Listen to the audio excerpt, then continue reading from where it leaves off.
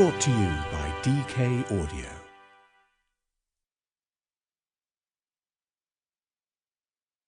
DK Audio presents Banned Books, the world's most controversial books past and present, by DK, read by Charles Armstrong.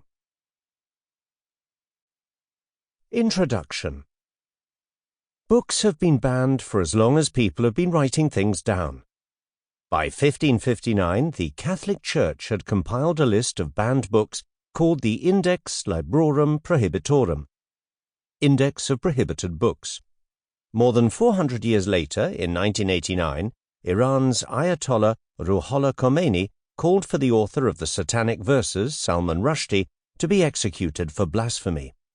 Outright bans in which authorities forbid a book to be published or sold are not only the only form of censorship. Rather, books can be made difficult to access, perhaps by being removed from schools and libraries. Just as insidiously, authors and publishers sometimes censor themselves by not creating or publishing work that might give offense. The earliest guarantee of freedom of speech was in the Declaration of the Rights of Man and of the Citizen, adopted in 1789 during the French Revolution. 2 years later, in the United States, the First Amendment enshrined the same freedom in the Constitution. Despite these guarantees, books have continued to be banned, the rights of readers restricted, and court cases fought. This book is full of controversial, provocative, and revolutionary literature whose publication, sale, or availability has been curtailed at some point in history. In the long run, such censorship is usually counterproductive. As Mark Twain knew, restricting access to a book serves only to create a bestseller, as everyone wants to read a book that is forbidden. Pre-1900. The Decameron. Giovanni Boccaccio, 1370s. Giovanni Boccaccio's The Decameron is set in 1348, the year that the Black Death arrived in Florence.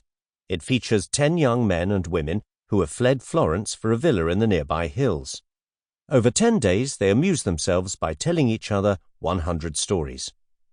Written in the Tuscan vernacular, the tales were immensely popular, but their content, which was often irreverent and frequently bawdy, upset church authorities. On the 7th of February 1497, a Dominican preacher called Girolamo Savonarola publicly burned the Decameron along with other sinful books and artworks, an event remembered as the Bonfire of the Vanities. Around 60 years later, Pope Paul IV listed the Decameron on the Roman Catholic Church's Index Librorum Prohibitorum, Index of Forbidden Books, of 1559, condemning the depiction of religious figures engaging in sexual acts. Although the Decameron was officially banned in 1564, copies continued to circulate, so the Church looked for ways to remove the offensive passages.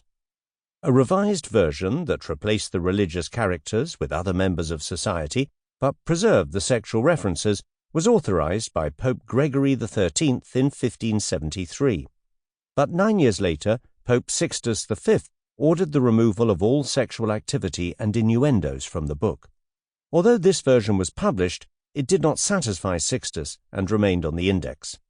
Complaints regarding the immoral nature of the Decameron resurfaced in the US in the late 19th century when public libraries called for a ban of the indecent text. Although the US Supreme Court ruled in 1894 that classic texts like the Decameron were not considered obscene, various states banned it, and booksellers who owned or sold the text faced harassment and prosecution. Nothing is so indecent that it cannot be said to another person if the proper words are used to convey it. Giovanni Boccaccio. The Canterbury Tales. Geoffrey Chaucer, 1387 to 1400. A cornerstone of English literature, Geoffrey Chaucer's The Canterbury Tales presents a multi-layered portrait of England in the Middle Ages. It features 31 pilgrims, a cross-section of society, on a 4-day journey from London's Tabard Inn to the shrine of St. Thomas Becket in Canterbury Cathedral. On the way, the pilgrims spin tales. Sample complete. Ready to continue?